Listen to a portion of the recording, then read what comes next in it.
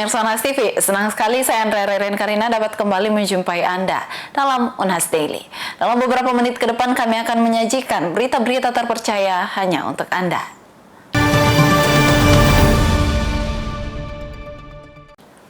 Pemirsa, Musyawarah Besar Ikatan Alumni Fakultas Hukum Universitas Hasanuddin berhasil memilih ketua umum yang baru. Wali Kota Makassar Munafri Arifuddin terpilih memimpin IKFH Unhas menggantikan Syahrul Yassin Limpo. Perwakilan 44 angkatan menghadiri musyawarah besar Mubes Ikatan Alumni Fakultas Hukum IKFH Universitas Hasanuddin yang digelar di Hotel Area Duta Makassar, Minggu 6 April 2025. Sebelumnya di lokasi yang sama digelar halal bihalal Fakultas Hukum. Lebes diawali dengan sidang pleno pengesahan tata tertib yang dilanjutkan dengan pengusulan calon ketua IK Fakultas Hukum oleh perwakilan setiap angkatan. Awalnya terdapat 6 calon yang diusulkan. Namun 5 calon tersebut mengundurkan diri, sehingga berdasarkan tata tertib, maka Munafri Arifuddin secara otomatis terpilih menjadi Ketua Umum IK Fakultas Hukum Unhas. Munafri pun menyampaikan arah kepemimpinan IK Fakultas Hukum yang fokus pada sinergi dan pemberdayaan seluruh potensi alumni. Ya tentu kita akan membawa IK ini lebih baik, lebih kompak, memaksimalkan potensi yang ada. Artinya dimulai dengan kepengurusan, lalu melengkapi database untuk melihat potensi-potensi apa yang dimiliki, berbagai macam profesi yang ada di dalam. Nah, ini yang akan kita rangkum menjadi tim kerja yang akan kita jalankan ke depan, sehingga kepengurusan IK Fakultas Hukum ini menjadi rumah besar untuk semua alumni Fakultas Hukum Unhas, ya, yang bisa saling bersinergi satu dengan yang lainnya, yang bisa saling memberikan informasi satu dengan yang lainnya, yang bisa mensupport satu dengan yang lainnya, sehingga proses berjalannya IK ini adalah proses supporting satu dengan yang lainnya. Kita punya saudara-saudara, teman-teman yang berada di daerah-daerah lain, bahkan di luar negeri, ya, ini yang akan kita kumpulkan semua potensi yang mereka miliki, sehingga ke depan potensi ini kita harap bisa menjadi cantolan buat apakah itu junior kita, ya, apakah itu teman-teman kita yang lain, untuk membangun kolaborasi secara bersama. Munafri juga menekankan pentingnya mengakomodir seluruh angkatan secara inklusif agar IKFH Unhas menjadi ruang sinergi dan kolaborasi lintas generasi. Jadi kan di angkatan ini ada 44 angkatan. Jadi nanti kita akan klaster menjadi angkatan 2000-an, angkatan 90-an, angkatan 80-an, angkatan 70-an. Nah, ini akan kita akomodir. Kenapa? Ini juga salah satu untuk melengkapi database yang kita miliki sebagai sumber informasi yang bisa kita share. Nah, sehingga ke depan kita berharap dengan terakomodirnya semua angkatan ini, tentu untuk mulai mencari atau mengumpulkan database ini harusnya lebih mudah kita akses. Musyawarah IK Fakultas Hukum Unhas ini yang dihadiri para alumni berbagai angkatan, serta Dekan Fakultas Hukum Unhas, Profesor Dr. Hamzah Halim SH MH MAP, berharap agar kepengurusan baru mampu membawa semangat kolaborasi dan memberi kontribusi nyata, baik di tingkat daerah maupun nasional. Feni Septiani Smuel, Unhas TV. Ratusan alumni Teknik Sipil Universitas Hasanuddin meramaikan acara halal bihalal Ikatan Alumni Teknik Sipil IKATSI Unhas 2025. Panitia sukses undang alumni super senior dari angkatan 60 hingga 70 untuk berbagi motivasi. Berikut liputannya untuk Anda. Halal bihalal Ikatan Alumni Teknik Sipil Universitas Hasanuddin IKATSI Unhas digelar Minggu 6 April 2025 lalu di Unhas Hotel and Convention. Lebih dari 500 orang alumni hadir dalam kegiatan itu. Disebutkan Ketua Panitia HBH IKATSI Unhas dari Angkatan 95, Andi Subhan, lebih dari 500 orang alumni itu berasal dari berbagai angkatan, termasuk pula mahasiswa aktif, alumni muda, dan sejumlah tokoh senior. Kehadiran para sesepuh teknik sipil ini menjadi tonggak penting yang belum pernah terjadi di acara serupa sebelumnya. Ya, alhamdulillah pada kesempatan malam ini kami sangat bersyukur karena banyak alumni yang super senior yang hadir ya. Ada angkatan 60 sampai 70. Itu menjadi sebuah kesyukuran bagi kami. Jadi kalau ada angkatan yang paling senang dan bahagia pada malam ini ya, itulah angkatan kami karena kami bisa menghadirkan senior-senior yang umurnya sudah hampir 90-an ya. Setelah makan malam dan pemutaran video dokumenter reuni tahun 1998, acara berlanjut ke sesi kisah inspiratif Super Senior Sipil. Di sini, para alumni Super Senior berbagi kisah perjuangan dan motivasi dalam sesi bincang santai yang menjadi ruang temu lintas generasi, mempertemukan pengalaman masa lalu dengan semangat masa depan. Tak ketinggalan, acara diisi dengan penampilan tari 4 etnis, puisi berantai, serta penyerahan cenderamata berupa buku kisah kaum teknik sipil dan voucher penghargaan kepada para alumni angkatan awal. Saya sangat gembira. Saya sangat merasakan sangat dekat dengan Fakultas Teknik Unhas. Dan mudah-mudahan kita bisa berkelanjutan pertemuan ini sehingga mempererat antara alumni dengan fakultas dengan sama alumni. Selesai pembagian door prize yang penuh tawa dan antusiasme, dilakukan penyerahan bendera petaka kepanitiaan dari Angkatan 95 kepada Angkatan 96, menandai tongkat estafet untuk kepanitiaan HBH tahun berikutnya. Subhan pun menuturkan dengan penuh rasa syukur dan haru jika halal bihalal IKATSI Unhas 2025 membuktikan bahwa jarak, waktu, dan usia tidak menjadi penghalang bagi semangat kebersamaan alumni teknik sipil Unhas. Diska Fraja, Unhas TV. Pemirsa, dilema mahasiswa dalam menyeimbangkan tanggung jawab organisasi dan akademik masih menjadi tantangan di dunia kampus.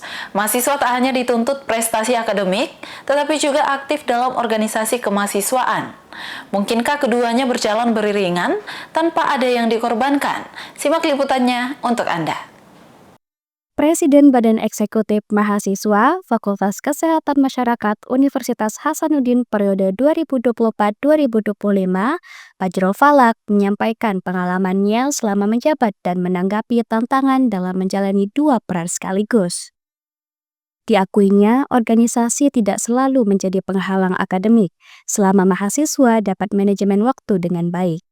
Ia menilai jika manajemen waktu menentukan apa yang harus diprioritaskan, sehingga perencanaan sangat penting sebelum terjun ke organisasi mahasiswa. Sebenarnya kalau ditanya apakah dilema antara berorganisasi dan tuntutan akademik, kalau saya pribadi lihatnya itu bukan sebuah tantangan bagi saya pribadi selama aktif berorganisasi. Karena yang saya rasakan bahwa bisa kita melakukan manajemen waktu terkait dengan hal itu. Kapan kita harus memprioritaskan akademik, kapan kita harus aktif di organisasi dan sebagainya. Dan itu sebelum saya menjabat sebagai presiden, saya sudah planningkan sedari awal, dan mungkin ini menjadi bahan yang harus juga teman-teman perhatikan sebelum kita mengambil suatu tanggung jawab. Mungkin plan itu harus sudah direncanakan sedari awal supaya manajemen waktu ke depannya bisa lebih baik. Tak hanya itu, Fajrul juga menyampaikan pandangan terkait dukungan pihak dosen terhadap aktivitas mahasiswa di luar perkuliahan, di mana dukungan penuh dari pihak fakultas dirasakan olehnya. Yang saya rasakan khususnya di FKM, dosen-dosen di FKM itu sangat support terhadap kegiatan-kegiatan kelembagaan, khususnya kegiatan organisasi. Bagaimana kegiatannya teman-teman di BEM selama satu periode kemarin itu betul-betul full support dari pihak akademik dan pihak fakultas terkait dengan kegiatan kelembagaannya teman-teman di FKM secara khusus. Kalau yang paling signifikan sih sebenarnya bagaimana manajemen waktu lagi-lagi terkait dengan kita mengatur waktu yang mana harus diprioritaskan terkait dengan akademik dan kelembagaan. Dan yang saya rasakan dampaknya kalau bicara tentang akademik, mungkin secara hubungan emosional dengan pihak dosen itu lebih terbangun, manajemen waktu, manajemen konflik mungkin dalam penyelesaian studi itu bukan lagi menjadi sebuah tantangan karena kita sudah dapatkan di organisasi, dan itu menurutku privilege yang bisa kita dapatkan sih. Fajrul menambahkan, pengalaman organisasi memberikan dampak positif bagi akademik, termasuk kemampuan manajemen waktu, emosional, hingga kedisiplinan, seperti hubungan emosional dengan dosen, hingga kemampuan manajemen konflik yang lebih baik dan hal itu menjadi nilai lebih dalam menyelesaikan studi. Rahma Humairah, Unhas TV. Periode rawan penurunan stok darah kerap terjadi di bulan Ramadan. Untuk itu, Unit Transfusi Darah Palang Merah Indonesia (UTDPMI) Kota Makassar menyiapkan strategi khusus agar kondisi rawan stok darah tak terjadi.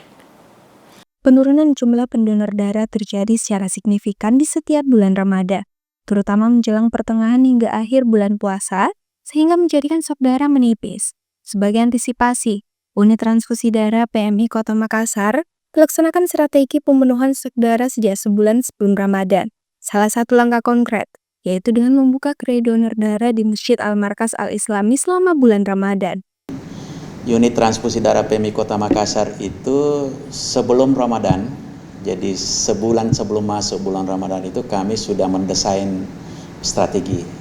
Karena berdasarkan dengan pengalaman kami bahwa dalam suasana Ramadan itu terjadi proses-proses yang sifatnya fluktuatif. Ya utamanya pada komponen darah tertentu, ya misalnya trombosit. Sehingga proses-proses ini kami siasati melalui perencanaan sebelumnya. Nah, strategi pemenuhannya itu kami buka gerai donor di Masjid Al-Markas selama sebulan. Kemudian teman-teman di hari Ahad atau hari Minggu itu teman-teman baik di gereja, vihara melakukan juga kegiatan donor darah. Selain membuka gerai di masjid, UTDPMI juga menggandeng komunitas lintas agama untuk menggelar donor darah di gereja dan vihara setiap akhir pekan. Pelaksanaan donor pun kini tidak lagi terpusat di siang hari, tetapi digeser setelah berbuka puasa dan tarawih untuk menyesuaikan kondisi fisik para pendonor. Pemenuhan stok darah di musim atau di bulan Ramadan itu sebenarnya berjalan secara normal. Ya, karena tetap berjalan baik di rumah ibadah maupun di komunitas maupun gerai-gerai tertentu di masjid-masjid setelah buka puasa dan tarawih. Ya, jadi hanya waktu yang bergeser. Biasanya dilakukan siang, dilakukan malam. Sehingga kami target selama bulan suci Ramadan itu bagaimana stok tersedia 2.000. Ya, alhamdulillah stok per hari ini itu settle pada angka 1917.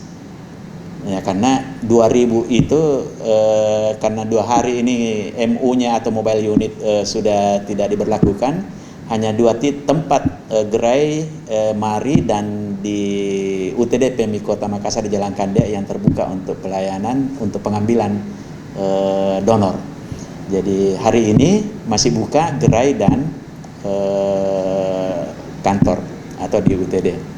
Meskipun 2 unit mobil donor sementara tidak dioperasikan, layanan tetap berjalan di 2 titik utama, yakni Mall Ratu Indah dan kantor unit transfusi darah PMI Kota Makassar di Jalan Kandea. Guna menjangkau lebih banyak pendonor, ITD PMI juga melibatkan relawan dari berbagai komunitas untuk melakukan kampanye di media sosial dan lapangan. Pendekatan ini terbukti mampu meningkatkan partisipasi donor secara signifikan. Hingga minggu pertama April, stok darah masih berada di 1.917 kantong. Pihak UTD PMI Kota Makassar pun menargetkan stok darah 2.000 kantong di bulan Ramadan. Feni Septiani Samuel, Unhas TV. Pemirsa, para pecinta motor di Makassar memiliki harapan besar jelang MotoGP Mandalika 2025. Mereka ingin pemerintah Kota Makassar dan agen travel memberikan potongan harga untuk biaya transportasi dan akomodasi, sehingga makin banyak warga Makassar yang dapat nonton langsung aksi seru para rider dunia di sirkuit Mandalika. Komunitas motor di Makassar berharap kepada pemerintah Kota Makassar dan Mandalika Grand Prix Association (MGPA) sebagai pihak resmi penyelenggara MotoGP Mandalika 2025 untuk memberikan pengurangan biaya akomodasi dan transportasi. Pengurangan biaya tersebut khusus bagi anggota komunitas motor yang ingin menyaksikan langsung ajang balap motor bergengsi yang akan dihelat 3 hingga 5 Oktober mendatang. Menurut perwakilan komunitas motor Oksi Makassar, Kang Ilo, banyak dari anggota komunitas motor yang antusias untuk menonton langsung ajang MotoGP Mandalika 2025. Sehingga berkeinginan agar dimudahkan dalam hal akomodasi dan transportasi. Kalau bicara masalah keinginan besar anak-anak Makassar atau orang Makassar sendiri ke sana, pertama memang selama ini memang kebanyakan nonton di TV aja. Itu yang pertama. Jadi memasuki tempat yang go internasional itu sangat jadi kemauan. Sudah jadi sangat kemauan buat orang Makassar ya seperti itu. Jadi kalau bicara masalah harapan saya sebenarnya tidak banyak sebenarnya. Yang pertama adalah semua harus dimudahkan dengan cara dimurahkan. Ya. Nah saya mendengar di luar yang terbesar adalah pada saat orang-orang Makassar memang biaya penginapan yang sangat mengeluarkan biaya besar ya, sampai besar sekali. Sampai saya mendengar sampai ada 2 juta, 3 juta. Termurah itu jauh memang ada 200.000 tapi jauh dari Mandalika yang dimana ada di kota Lombok ya seperti itu. Jadi harapan saya tidak banyak. Semoga pihak yang berwenang di sini dari pihak Mandalika memberikan kemudahan buat orang-orang Makassar untuk berangkat ke sana dengan cara mungkin akomodasi dengan memberikan diskon atau potongan harga, ya seperti itu. Jadi harapan saya cuma itu, tidak banyak. Yang jelas, go selalu sukses selalu untuk Mandalika. Yang jelas kami anak Indonesia bangga dengan kota Mandalika. Hal serupa juga disampaikan perwakilan komunitas motor NRXR Makassar, Vidi. Mereka sangat berharap ada kebijakan pengurangan biaya untuk anggota komunitas motor. Mungkin untuk masukan dari pihak Mandalika atau Dinas Pariwisata, bagaimana supaya kita ini anak komunitas bisa ikut merasakan euforia MotoGP dengan budget yang minim. Siapa tahu dari kami komunitas meminta kepada pihak Mandalika ataupun pihak pemerintah itu ya utama Dinas Pariwisata. Itu saja sedikit dari kami, saya mewakili teman-teman komunitas. Mungkin budget bisa dikurangi sedikit lah dari harga yang beredar selama ini. Vidi berharap dukungan dari pemerintah Kota Makassar dan pihak penyelenggara MotoGP Mandalika 2025 mengingat komunitas motor memiliki peran vital dalam menyemarakan ajang ini. Selain itu, ajang MotoGP Mandalika 2025 ini diharapkan dapat menjadi momentum bagi komunitas motor untuk semakin berkembang dan terus berkontribusi dalam dunia otomotif tanah air. Sebelumnya, Mandalika Grand Prix Association atau MGPA melaksanakan talk show dan buka puasa bersama sebagai ajang memperkenalkan MotoGP Mandalika 2025 kepada komunitas motor di Makassar. Kegiatan itu diawali dengan ngabuburit menempuh jarak 4 km bersama 100 peserta dari komunitas motor. Muhammad Syaiful, Unhas TV. Pemirsa, berita tadi sekaligus menutup perjumpaan kita hari ini. Jangan lupa untuk terus saksikan Unhas Daily hanya di Unhas TV. Saya Andrea Ririn Karina mewakili kru yang bertugas. Pamit undur diri dan sampai jumpa.